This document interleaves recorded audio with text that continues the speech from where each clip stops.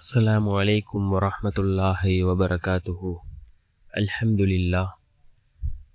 لله الذي نحمده ونستعينه ونستغفره ونؤمن به ونتوكل عليه.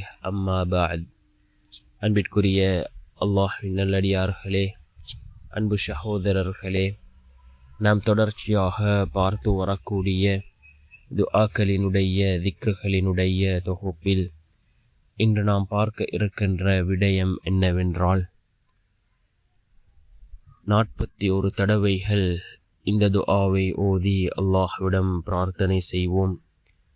பிறரிடம் கையேந்தக்கூடிய சூழ்நிலைகளை விட்டும் அல்லாஹ் நம்மை பாதுகாக்கின்றான். அந்த அளவுக்கு சிறந்த அற்புதமான ஒரு துஆவை தான் நாம் இன்றைய வீடியோவில் பார்க்க இருக்கின்றோம். அன்பார்ந்த சகோதரர்களே, அல்லாஹ்வின் நல்லடியார்களே, நாம் அல்லாஹ்விடம் துஆக்களை கேட்கின்றோம். நம்முடைய துஆக்கள் அல்லாஹ்விடம் கபூலாக வேண்டுமா? ரசூலுல்லாஹி ஸல்லல்லாஹு அலைஹி வஸல்லம் அவர்கள் கூறினார்கள், யகீனோடு இஹ்லாஸோடு கேட்கக்கூடிய துஆக்களே அல்லாஹ்விடத்தில் கபூலாகின்றது என்று கூறினார்கள் அருமை நாயகம் ஸல்லல்லாஹு அலைஹி வஸல்லம் அவர்கள்.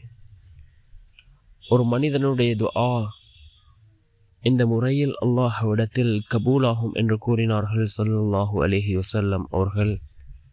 ஒரு மனிதன் துஆ கேட்டவுடனேயோ அல்லது சிறிது காலம் தாழ்த்தியோ ஒரு மனிதனுடைய துஆவை அல்லாஹ் கபூல் செய்கின்றான்.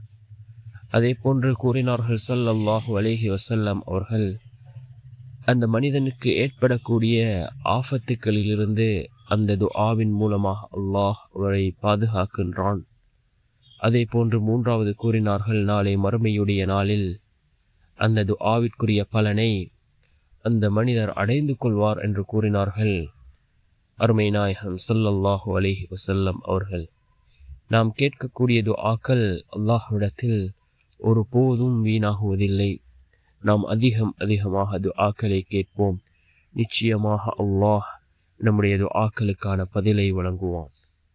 அன்பார்ந்தவர்களே, அல்லாஹ்வின் நல்லடியார்களே, நாம் இந்த திக்ரை 41 தடவைகள் ஓதுவோம். நம்முடைய வாழ்க்கையில் நாம் ஒருபோதும் பிறரிடம் கையேந்தக்கூடிய சூழ்நிலை ஏற்படாது. அல்லாஹ் நிச்சயம் நமக்கு உதவிகளை செய்வான். என்ன திக்ர் என்றால், அல் அசீஸ், அல்லாஹினுடைய அழகிய திருநாமங்களில் ஒரு திருநாமமான அல் அசீஸ் யா அல்லாஹ், அல் அசீஸ் யா அல்லாஹ் என்ற இந்த திருநாமத்தை நாம் அதிகமாக ஓதுவோம். இதன் மூலமாக அல்லாஹ் ஜல்ல சுப்ஹானஹு வ தஆலா நம்முடைய நிலைமைகளை சீர்படுத்தி தருவார்.